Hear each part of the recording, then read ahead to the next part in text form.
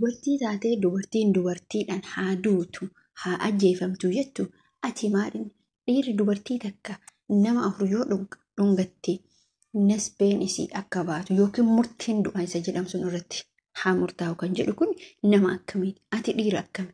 Ati obboleettii qabda. Obboleettiin kee safuu caalu gaafa hojjettu ati maaltu sitti dhagama?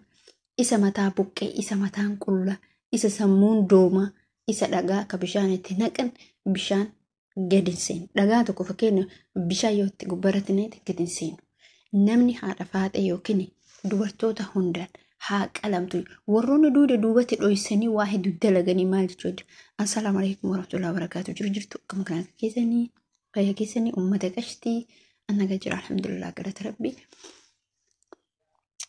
Wanti har'a isin jechuu barbaadu, wanti dubbachuu barbaadu dhimma shamarran teenya shamarraniin ibiluu kisaa taatu haati faatee haa qalamtu, haati faatee haa murattu, haati faatee jinni haa taatu. Dirraashii keessa rabbi haa muru. Warroonni dubartii irratti dubartii taatee dubartii irratti duutu ati dhuguma dubartii miti. Ati dhuguma uffata dirattee yoo deemte malee maqaa dubartummaa qabdu. Dubartii jechuun warqeedha. Haati faatee dhungattee dogongora isiiti. Dogongora isiiti jechuudha. Warri kaameraa duubatti miiliyoona yookiin dhiirota hedduu warroon akkasuma mucaa nama dhiiraa sun haati faatee akkana haa taatu akkana haa taatu birri miiliyoona kana dhiisi kuma 100 harkaan qabu jechuudha. Akkasiisuma hoffaan jechuudha. Hoffinnati isaatii fi waan akkasii dubbata jechuudha. Inni burxaa akkam fuudhu heda. Bari isiin dhungatte malee intala waggaa meeqa biyya namaa dalagattee jiraataa turteedha. Haadha faatee jechuudha. Birri isi okota kaate akka dubartii duraaniititti jechuudha. Guduunfattee sassaabattee har'allee taanan sii olitti jirti. Har'allee taanan iddoo namaaf hin qabdu. Jiruu gaarii jiraataa jirti. Bara dubartiin hama walirratti yaadee bara dubartiin wal hamattee bara dubartiin maal jettu keessa jira jechuudha. Bara kana keessa bara dhaloota keenyaa kana keessatti yeroo ammaa namni guddina namaa jibbaa maa bakka kana geetti jedha. Jedheetiniin humna dugda siquuta. Kanaaf jechuudha wallaahi dhasimoonni isin jechuu barbaadu namni kenna wanni isin yaadu wanni isin jedhu gaarii odoo hin taane hama malee waa tokko wanni isin yaadu akkuma ati hamilee kee cabsuuf dubartiin immoo tuyyuu wal inaafu malee wal waanyuu malee maaliin jettu Aksanii isin jechuu barbaada isin rabbiin inaafaa sanarraa bilisa isin taasisee bakka inni wanni tokko naa galuu dide nuti hanga yoomii wal inaafnaa hanga yoomii bakka yaaniin jiraa miti akkanumatti hanga yoomii yequu isin jechuu barbaadu jechuudha. Kanaaf mee akkanumatti taa'ii ilaalii akkanumatti taa'ii ufuma mataa keetiyyuu takka keetitii barakka isaan isin arrabsitan haati faatee akka keetiiti.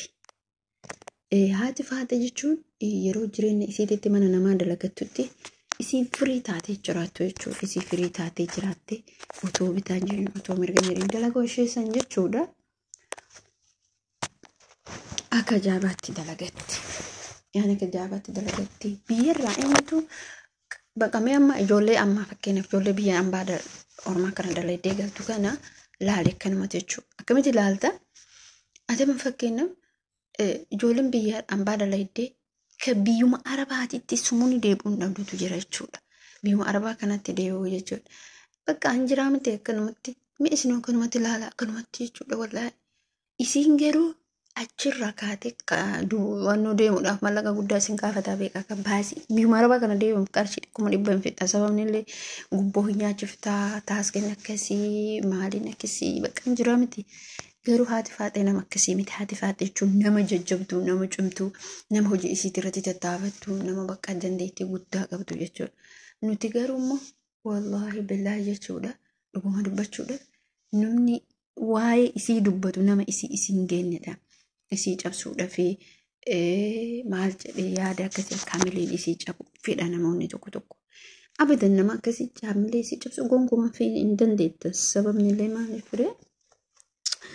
Dhugaa dubbachuu fi rabbii waan ganama see qabattabe isin hanqisattu kufaan maanni haala amala keetii fi namni yoo sitti hinaafe nama sanii boodaa kennuu dhabu Injiraamati akkanumatti jechuudha. Namatti inaaftanii guggubattanii waanyitanii dhugumatti jechuudha. Isin ni waanyitu malee waan biraa miti jechuudha.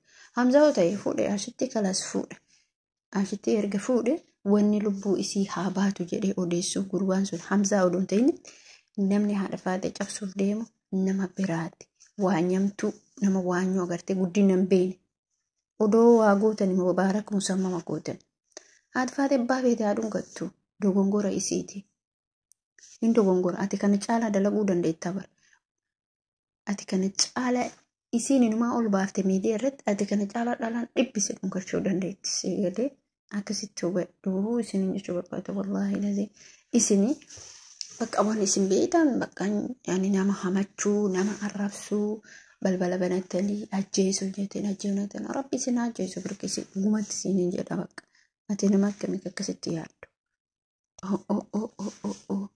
Ajaa'ibuma isin inuun jenne ganaa jettanii dugugguruu lafee duudaa nama kutuu odoo deemtan rabbiin dugugguruu lafee duudaa keessanii isin kutu. Sababni isaallee wanna gaarii nama yaaddaa hama malee gaariin dubbattaa hama malee bakka injiraa miti akkanumatti yaadatu fi keessiyyuu jechuudha.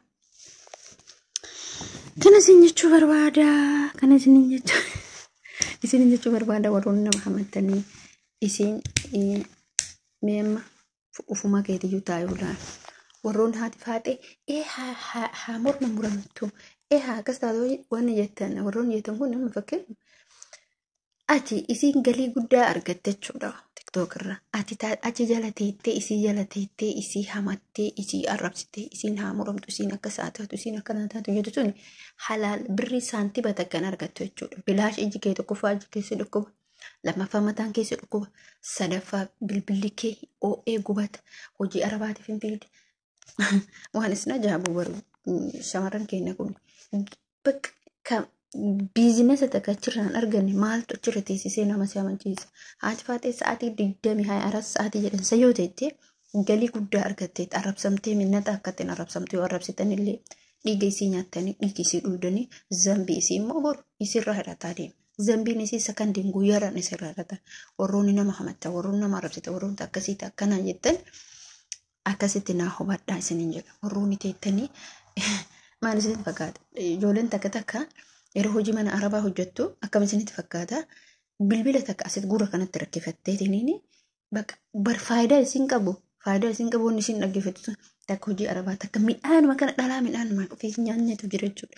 Sababni isaallee maaliif isin achi laaltis garas bakka oduu san barate gurri isii oduu barate galii takka argachaa hin jirtu. Dhugaa nama aarsitanii dhugumatti ijoolleen keenya jechuudha. Maal jechuudha gawaa isin hamma yoomii isin gorsina.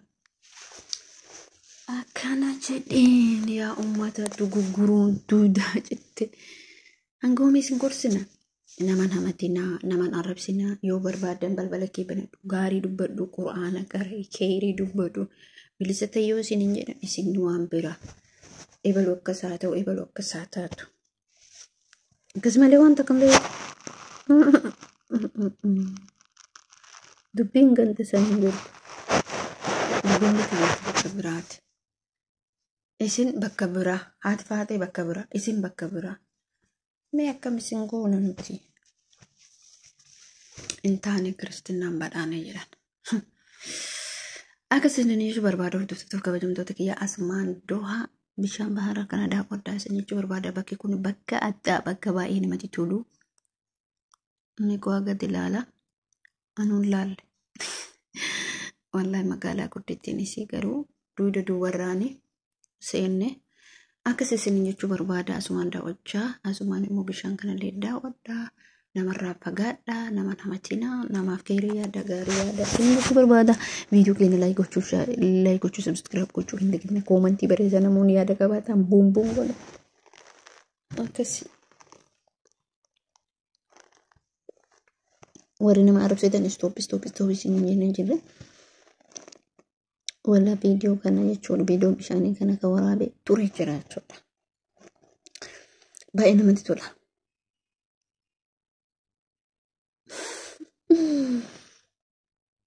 Tunillee turtee jirti ji'a 5 dura waraabe.